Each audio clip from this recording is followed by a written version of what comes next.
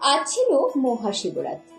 আজকের দিনে বাঙালির মেয়ে বউরা সবাই শিবের ব্রত রাখে, না, ভালো বর পাওয়ার জন্য নয়, শিবের উপর ভক্তি রেখে সারাদিন উপোস করেই তারা শিবের পুজো দেয়।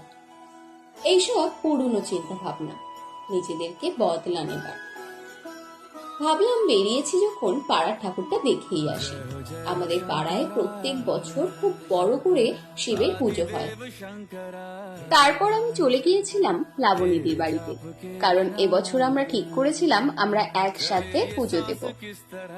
আমি, লাবণীদি, মামুনি তিনজনে মিলে হাঁটতে হাঁটতে চলে গিয়েছিলাম পাশেরই একটা মন্দিরে। সেখানে বেশ বড় করে শিবের পুজো হচ্ছিল। গিয়ে দেখি সে এখনো কত ভিড়। এখন 8টা বাজে। তবে আজকের দিনে লাইন দিয়ে পুজো দিতে বেশ ভালোই লাগে।